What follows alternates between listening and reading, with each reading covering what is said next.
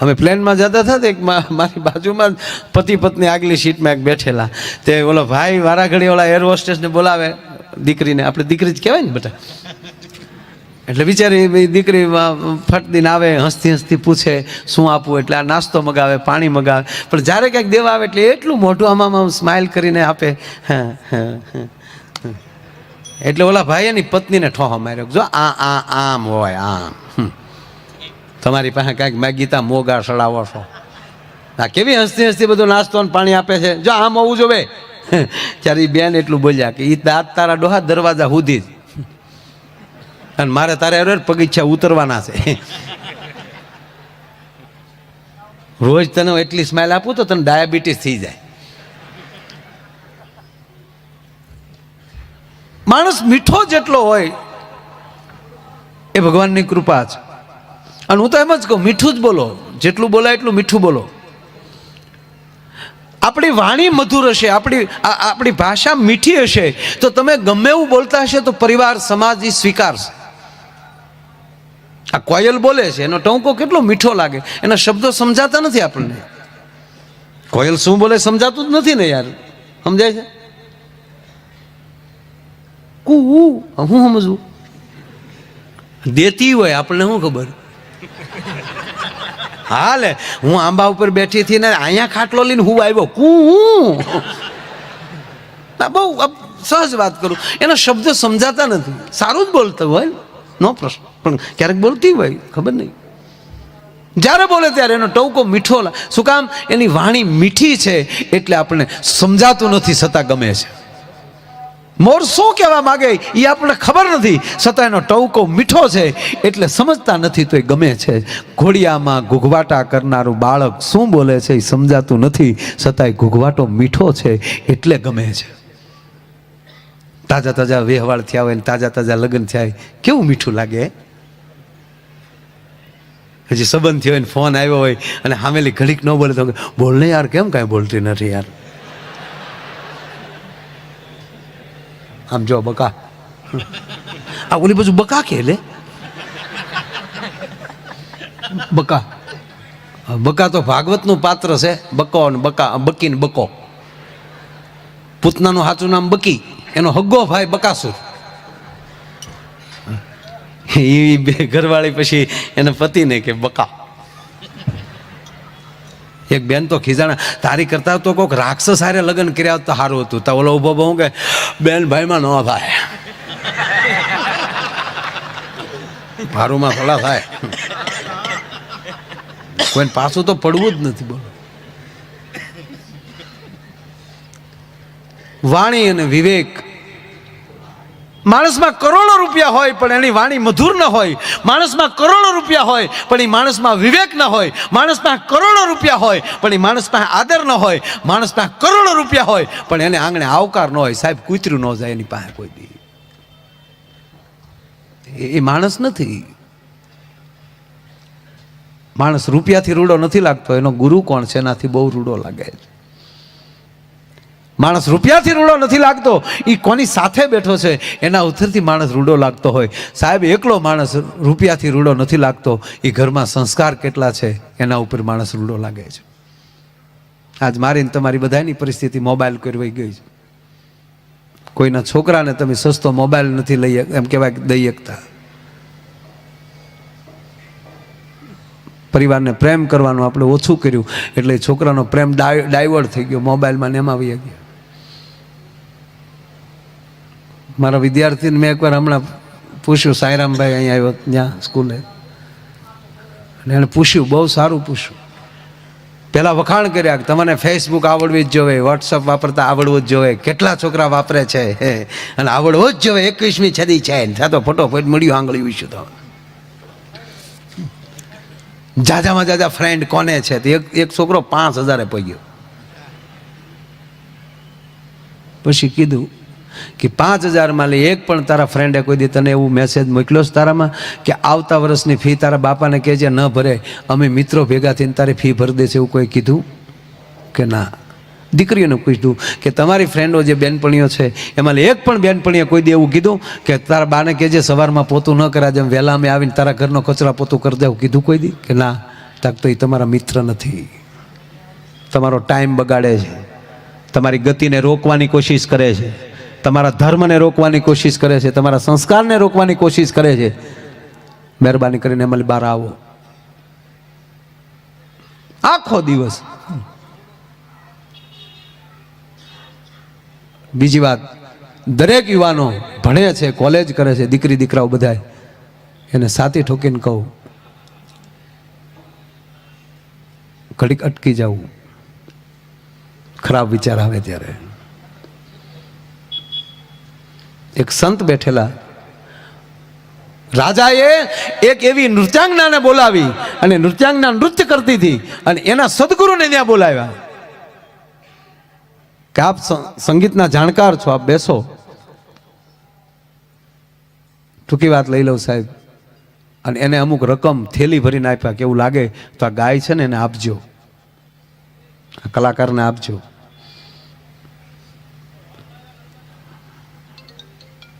ટૂંકી વાત, છેલ્લી કડી ભેરવીને આવી ગઈ અને એમાં એટલું જ કહેવાય ગયું, થોડી જિંદગી છે, બહુ ખર્ચી, બહુ વાપરી નાખી છે, તે હવે થોડીક વધી છે અને એને વાળી લે. ગીત બહુ મોટું છે, એમાં નથી જાત, ખાલી એનો અર્થ કહી દીધો તમને કે આવું બોલાણું એટલે સંતે આખી થેલીનો ઘા કરી અને ઊભા થઈ ગયા. થોડીક વાર થઈ, રાજાનો કુંવર મુગટ પહેરીને બેઠો હતો, રાજાનો કુંવર બાજુમાં હતો, રાજકુમાર, એણે પોતાના મુગટનો ઘા કરીને ઊભો થઈ ગયો અને બાજુમાં જેની દીકરી બેઠી હતી એ પણ ફડક કરતી ઊભી થઈ ગઈ. ત્યારે રાજા પૂછે છે કે તમે કેમ આમ ઊભા થઈ ગયા? પેલા સંતને કીધું.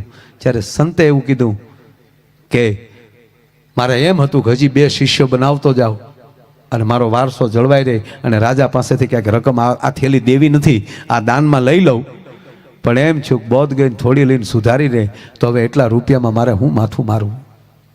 રાજા એ જ મારો છે તો પછી મારે ચિંતા શું છે? આજ મારો સેવક છે. દીકરીને કીધું, દીકરીએ કીધું કે તમે મારો સંબંધ નહોતા કરતા, મારી બુદ્ધિ બગડી ગઈ હતી અને અશ્વપાલના દીકરા સાથે આજે હું ભાગી જવાની હતી, પણ એમ થયું કે જિંદગીમાં થોભી જા, સવારી લે. અને મેં નક્કી કરી લીધું કે મારો બાપ જે કરતો હશે મને ભરોસો છે. એ મેં ટાળી વાળ્યું એટલે અટકી ગઈ. રાજાના કુંવરને કીધું તે મુંગટનો કેમ ઘા કર્યો હતો? કે આજ બાપુ તમારો જ રાજ્ય વારો હતો.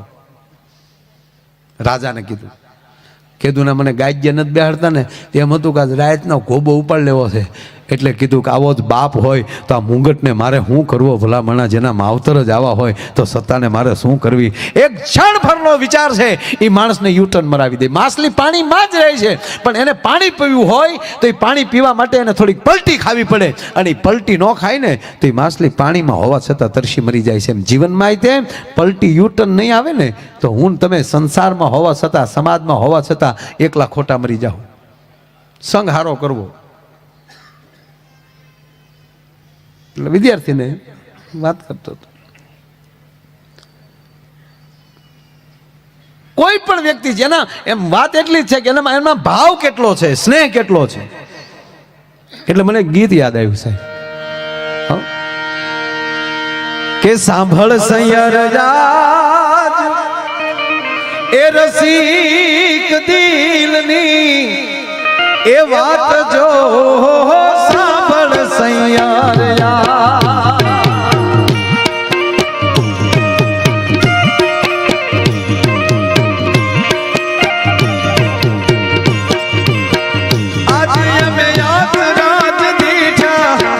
રૂપથી ગુણવાલા રે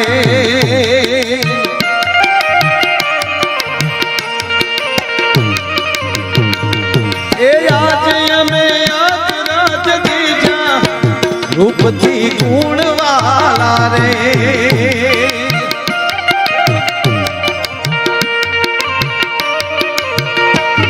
એ સાંભળ સૈયાર યાદ સાંભળ સૈયાર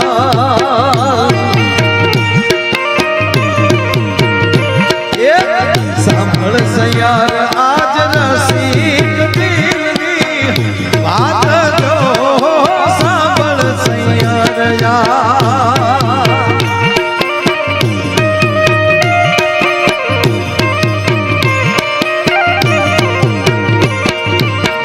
આજ ગુણવાલા રે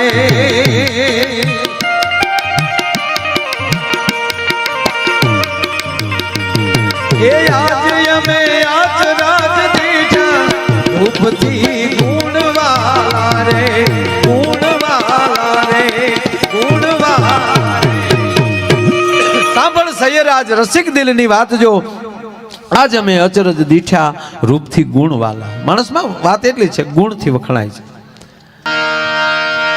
અને કેમ તમે આવ્યા છો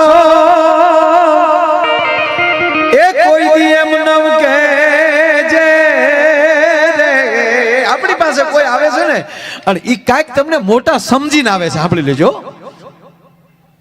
સંજયભાઈ કે એની ટીમ કોઈ પાસે કઈ દાન માંગતા હોય તો એ તમને કઈક મોટા સમજીને પણ આપણે શું કરીએ અમારી પાસે કાંઈ નથી હમણાં હાવ ધંધો ભગવાન કે ઓકે તારું રેડી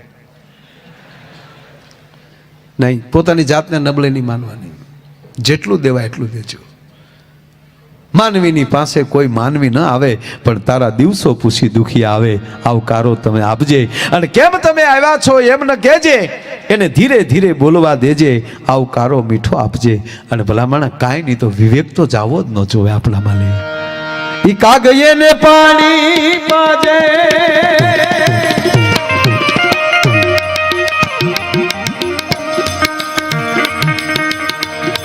ભેળો બેહી જમાજે રે કાગયે ને પાણી પાજે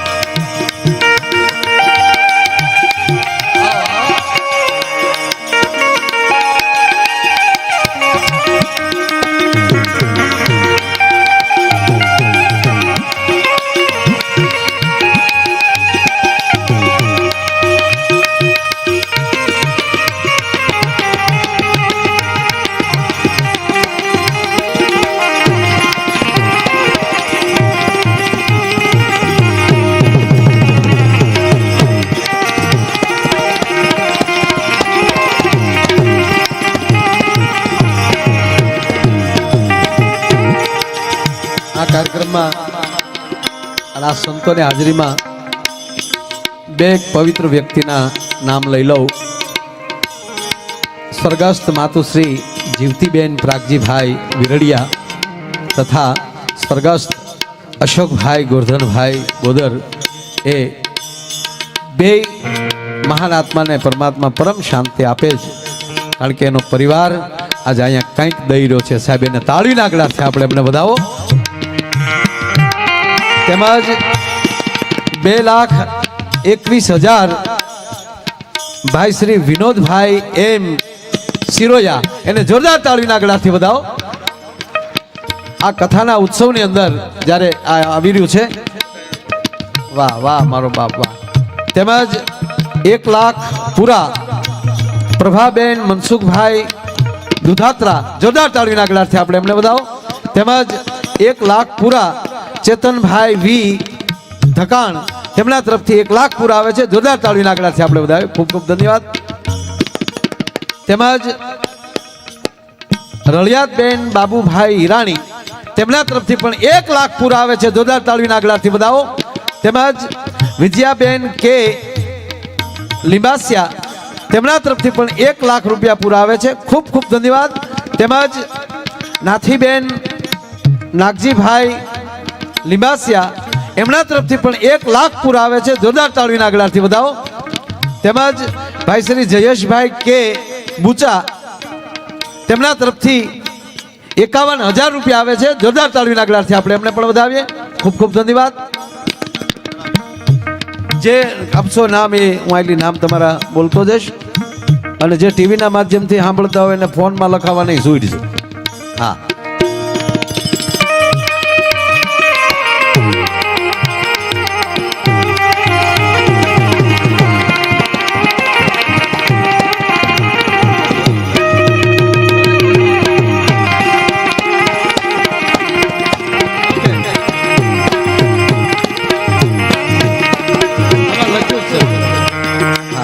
આમાં નાથીબેન નાગજીભાઈ લીંબાસિયા લખાણું છે, પણ સાચું નામ છે તળાવિયા. તાળીના ગળાથી અમને વધાવજો. ધન્યવાદ, સાબાસ.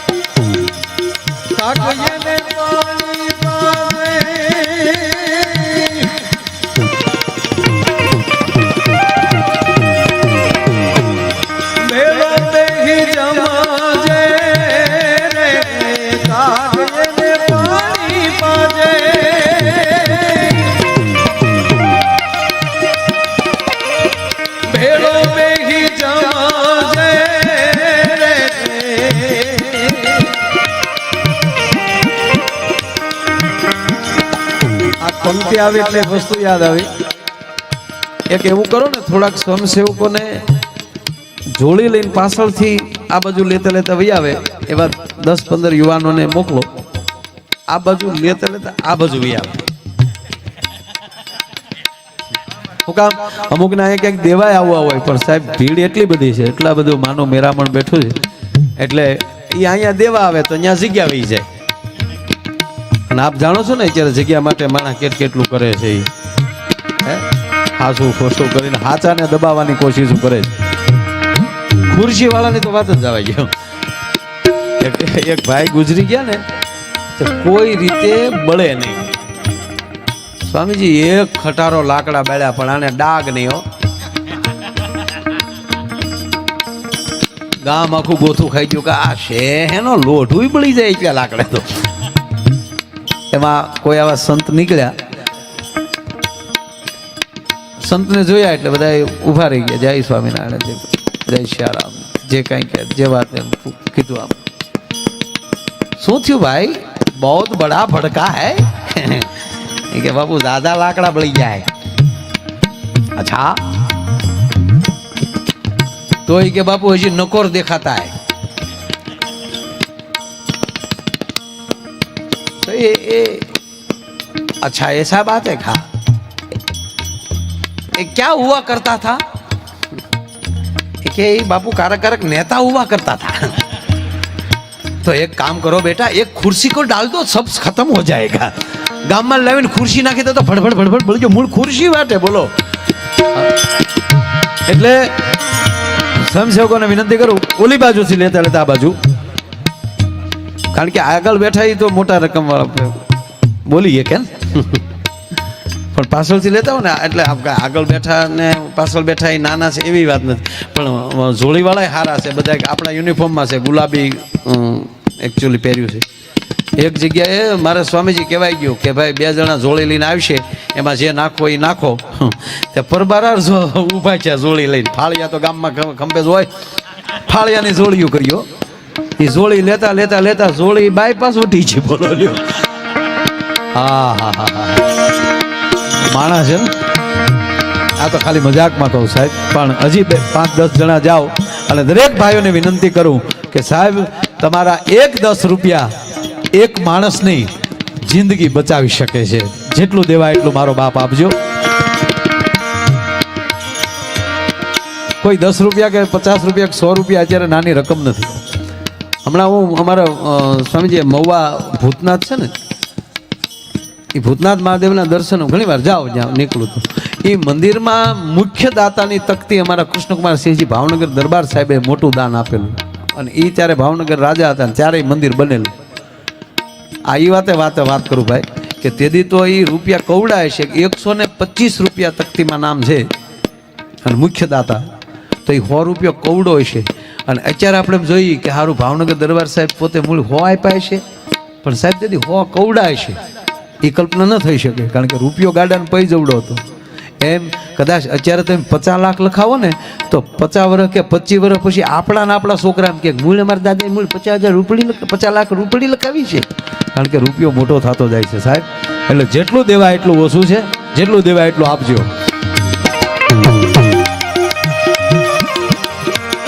કાગયને પાણી પાવે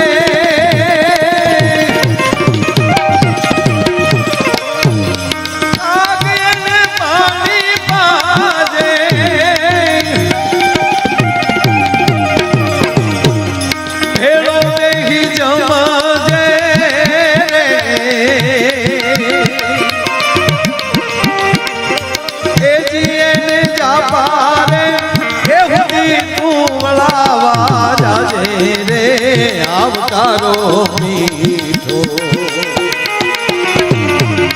આપજે રે રેગજી એ જીને જાપારે ઉદી તું વળાવા જાજે રે આવકારો મીઠો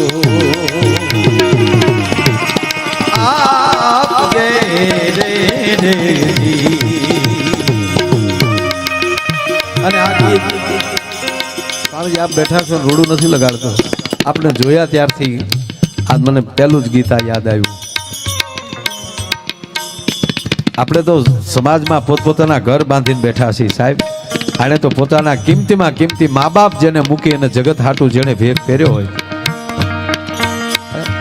સમાજની સેવા કરવી છે. પણ સ્વામીજી તમને કોટી કોટી વંદન કરીને કહું ગુરુકુળો બહુ છે, ખૂબ ગુરુકુળો છે, કોઈની માયો આયર ટીકા નથી કરતો સાહેબ. પણ અમુકમાં ફી એવી છે કે આપણા છોકરાએ મૂકવા હોય ને તોય મોંઘા પડે.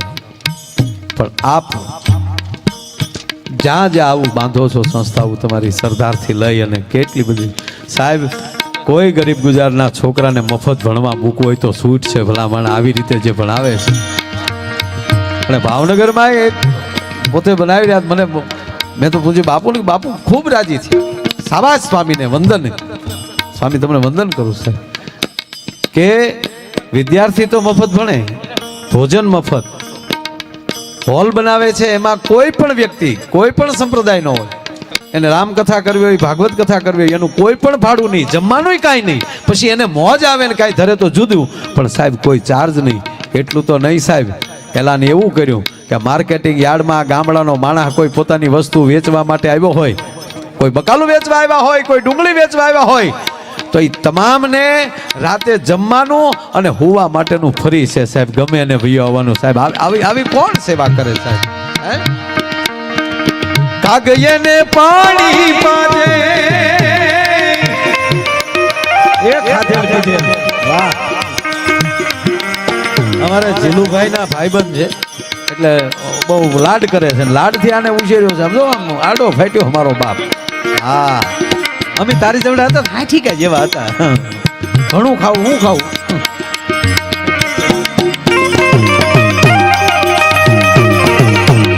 ના હું અવડો હતો એના જેણે ફોટા જોયા છે ને ખબર છે ઘણાને ફોટા મળ્યા.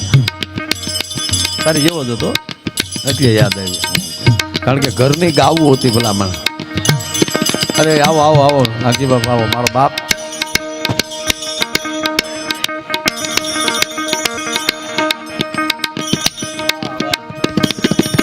વાહ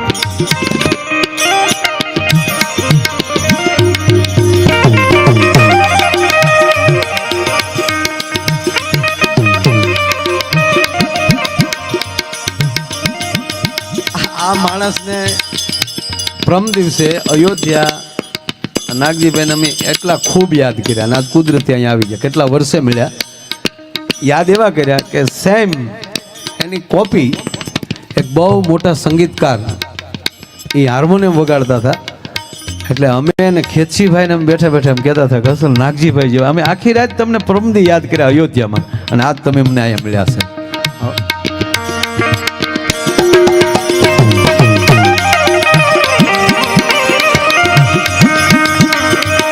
કાગયને પાણી બાજે પછી ભેરો બેહી